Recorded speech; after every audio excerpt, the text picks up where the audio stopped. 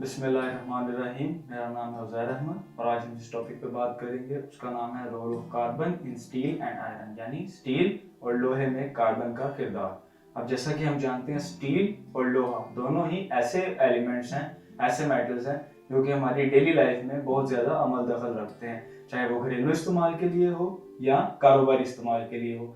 घरेलू इस्तेमाल में हमारे घरों में और बिल्डिंग्स में मुख्तलिफ किस्म की चीज़ें और मुख्तलिफ किस्म के बर्तन और कटलरी वगैरह का सामान जो है वो स्टील का और लोहे का बनाया जाता है। इसके अलावा अगर हम कमर्शियल स्केल पे देखें तो बहुत सी गाड़ियों के, ट्रक्स के, इवन एरोप्लेन्स के पार्ट्स जो हैं वो स्टील और आयरन से बनाए जाते हैं। तो स्टील और आयरन दोनों ही ऐसे मटेरियल्स हैं जो कि हमारे लाइफ में बहुत ज़्यादा अमल दखल रखते हैं। तो आज हम देखते हैं कि इन दोनों एलिमेंट्स के बनने में कार्बन का क्या किरदार है और कार्बन को कम या ज्यादा करने से, मतलब कार्बन की परसेंटेज इन दोनों मटेरियल्स में कम या ज्यादा करने से इन मटेरियल्स की खसूसियात पे, इनकी प्रॉपर्टीज पे क्या फर्क पड़ता है। तो सबसे पहले हम बात करते हैं कि आयरन हमें हासिल किस तरह होता है। तो आयरन जब जमीन से हमें हासिल होता है, क्योंकि हम सब जानते हैं कि आयरन मादनियात में से एक है। आयरन एक मिनरल है और मिनरल उस चीज को कहते हैं जो जमीन को खोद के उसमें से निकाली जाती है।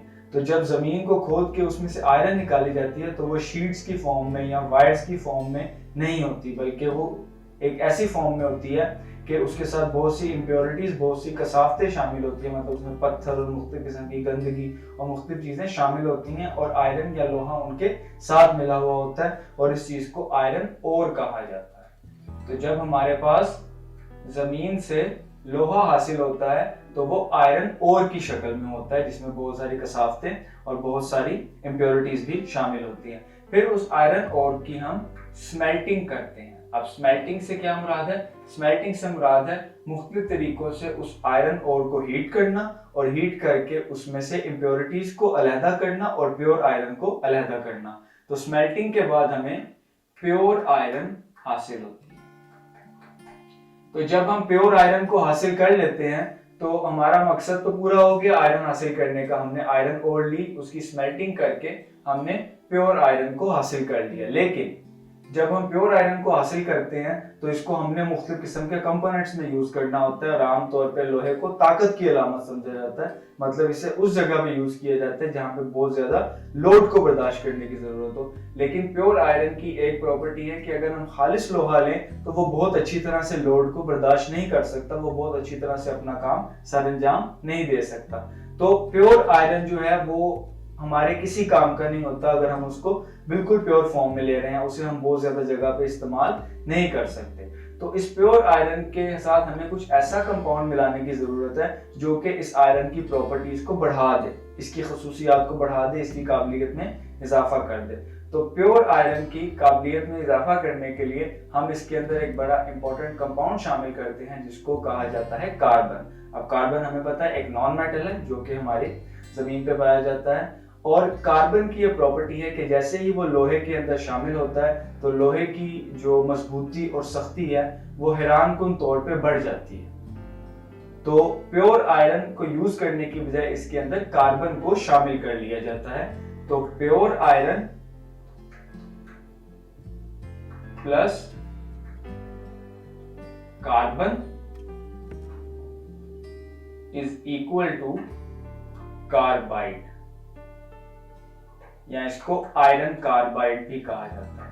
कार्बाइड से मुराद कोई भी ऐसा कंपाउंड जिसमें कार्बन मिला हुआ हो उसको कार्बाइड कहते हैं। और हम आयरन और कार्बन को मिला रहे हैं तो जो लोहा है इस फॉर्म में उसका नाम आयरन कार्बाइड भी हो सकता है। जब ये आयरन कार्बाइड हमें हासिल हो जाता है तो लोहे के अंदर वो प्रॉपर्टीज आ जाती हैं जो हम चाह रहे होते हैं, हमारी मनचाही प्रॉपर्टीज उसके अंदर मौजूद होती हैं।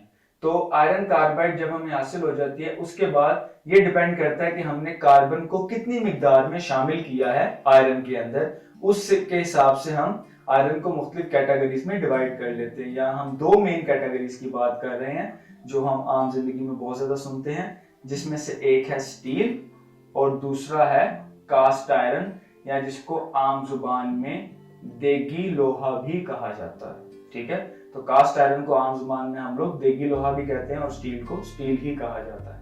तो जब हम प्योर आयरन के अंदर कार्बन शामिल करते हैं और आयरन कार्बाइड बनता है तो डिपेंडिंग ऑन कि हमने कार्बन की कितनी मिकदार शामिल की है या तो वो स्टील की कैटेगरी में आता है या वो कास्ट आयरन की कैटेगरी में आता है। और एक बात का ख्याल रखें कि इन दोनों केसेस में ही मिक्सचर सिर्फ दो चीजों का ही होता है, आयरन का और कार्बन का। लेकिन कार्बन की परसेंटेज के बढ़ने या कम होने से एक चीज को स्टील कह लिया जाता है और दूसरी चीज को कास्ट आयरन कह लिया जाता है। तो हम देखते हैं कि फर्क क्या है इन दोनों के अंदर। तो अगर मैं कार्बन की परसेंटेज को इधर एक ग्राफ के जरिए ड्रॉ करना चाहूं, तो ये अगर मैं परसेंटेज कार्बन लूं, और ये परसेंटेज कार्बन जो है ये बाय वेट होती है, मतलब वेट के लिहाज से, वजन के लिहाज से हम कार्बन की मिकदार इसमें शामिल करते हैं। तो अगर परसेंटेज कार्बन की बात की जाए और मैं परसेंटेज कार्बन को यहाँ 0 से स्टार्ट करूं, और 0 से स्टार्ट करने के बाद मैक्सिमम जो इसकी रेंज है वो 6.67% में शामिल करता हूँ।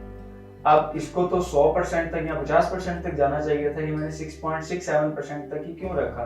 क्योंकि अगर हम कार्बन की मिकदार इससे ज्यादा बढ़ाएंगे तो लोहा हमारे किसी काम का नहीं रहता। अगर 6.67% से ज्यादा कार्बन शामिल हो जाए आयरन के अंदर, तो आयरन अपनी सारी जो प्रॉपर्टीज हैं वो लूज कर देता है, उसके अंदर वो लोड को बर्दाश्त करने की सलाहियत नहीं रहती। इसलिए हम 0 से 6.67% तक स्टडी करेंगे कार्बन को आयरन के अंदर।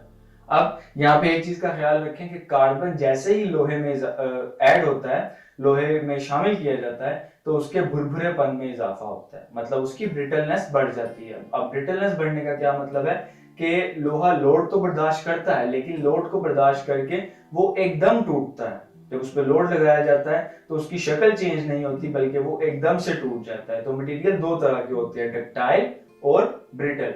डक्टाइल मटेरियल कौन से होते हैं? जिन पर लोड लगाया जाता है तो पहले उनकी शक्ल चेंज होती है और फिर कहीं जाके वो टूटते हैं। तो डक्टाइल मटेरियल ऐसे मटेरियल्स होते हैं जो कि टूटने से पहले अपनी शक्ल को चेंज करके हमें एक खतरे की अलामत देते हैं, हमें एक इंडिकेशन देते हैं कि लोड उनकी बर्दाश्त से ज्यादा है। जबकि ब्रिटल मटेरियल ऐसे मटेरियल हैं जो कि लोड के जेरे असर बेंड नहीं होते, अपनी शक्ल चेंज नहीं करते, बल्कि डायरेक्ट टूटते हैं। अब हम दो मिसालें ले सकते हैं। अगर हम बात करें स्टील की, तो आप स्टील का एक स्केल लें और उसको आप बेंड करना शुरू करें, मोड़ना शुरू करें, तो क्या होगा? वो मुड़ता जाएगा, उसकी शक्ल चेंज होना शुरू हो जाएगी, लेकिन वो इतनी जल्दी टूटेगा नहीं। तो ऐसे मटेरियल को डक्टाइल मटेरियल कहा जाता है। उनमें लचक होती है, उनमें थोड़ा सा जो है वो लोड को बर्दाश्त करने की सलाहियत होती है। इसके बरक्स अगर आप लकड़ी का एक फुटा लें या अगर आप शीशे का एक फुटा लें और आप उसको मोड़ें, तो क्या होगा? उसकी शक्ल में बहुत ज्यादा चेंजिंग नहीं आएगी जब आप उस पर जोर लगाएंगे, और वो एकदम से टूटेगा, और वो टूटने से पहले अपनी शक्ल चेंज करके आपको कोई खतरे की अलामत नहीं देगा। तो इस तरह हमारे पास डक्टाइल मटेरियल लोड के जेरे असर अपनी शक्ल तब्दील करते हैं और फिर कहीं जाकर टूटते हैं। जबकि ब्रिटल मटेरियल हमारे पास जो जिस तरह हम लोहे की बात कर रहे हैं, तो देगी लोहे की मिसाल ले लें, तो जो ब्रिटल मटेरियल्स होते हैं जब उनके ऊपर लोड लगाया जाता है तो वो अपनी शक्ल में चेंजिंग नहीं लाते, बल्कि वो डायरेक्टली टूट जाते हैं। तो हम बात करते हैं कि किस पॉइंट पे हम कार्बन कितनी शामिल करें तो हमारा पास कास्ट आयरन बनता है और कितनी शामिल करें तो स्टील बनता है।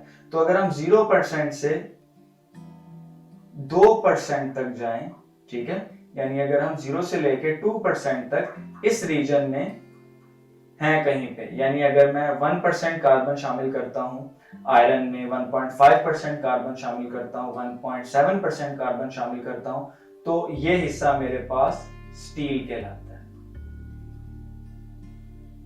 यानी जब भी कार्बन आयरन के अंदर 2% से कम शामिल की जाती है, 0 से 2% तक अगर कार्बन आयरन के अंदर शामिल की जा रही है, तो हमारे पास बनने वाला जो एक अलॉय है वो स्टील कहलाएगा। और अगर कार्बन की परसेंटेज 2% से बढ़ जाती है तो ये वाला जो सारा रीजन है इसको कास्ट आयरन कहा जाता है, यानी देगी लोहा कहा जाता है। तो यहां तक हमारी बात क्लियर है कि अगर 2% से कम कार्बन है तो वो स्टील कहलाता है, आयरन और कार्बन का मिक्सचर, और अगर 2% से ज्यादा कार्बन है तो आयरन और कार्बन का मिक्सचर कास्ट आयरन कहलाता है। एक और बात, हमारे पास जो स्टील है वो डक्टाइल मटेरियल में आता है, उसके अंदर लोड के जरिए असर अपनी शक्ल को तब्दील करने की सलाहियत मौजूद होती है, जबकि कास्ट आयरन ऐसा मटेरियल है जिसके अंदर लोड के जरिए असर अपनी शक्ल को तब्दील करने की सलाहियत नहीं होती, ये भुरभुरा होता है, ये लोड को बर्दाश्त करके अपनी शक्ल चेंज नहीं करता, ये डायरेक्टली टूट जाता है। एक और बात, स्टील चूंकि डक्टाइल मटेरियल है तो इसमें झटके को, इम्पैक्ट लोड को बर्दाश्त करने की सलाहियत होती है, जबकि कास्ट आयरन बहुत ज्यादा वजन तो बर्दाश्त कर सकता है, लोड बर्दाश्त कर सकता है, लेकिन अगर अचानक कोई चीज इससे टकराती है या इम्पैक्ट लोड लगता है तो ये उसको बर्दाश्त करने की सलाहियत नहीं रखता। तो ये हमारे पास स्टील और कास्ट आयरन में बेसिक सा डिफरेंस था जिसको हमने आज डिस्कस किया। इंशाल्लाह हम नेक्स्ट लेक्चर्स में मजीद स्टील की टाइप्स को डिस्कस करेंगे depending upon the percentage of carbon. तो उम्मीद है आपको इस वीडियो की समझ आई होगी। अगर इस लेक्चर के मुतालिक कोई भी क्वेरी, कोई भी सवाल हो तो आप पूछ सकते हैं। अल्लाह हाफिज।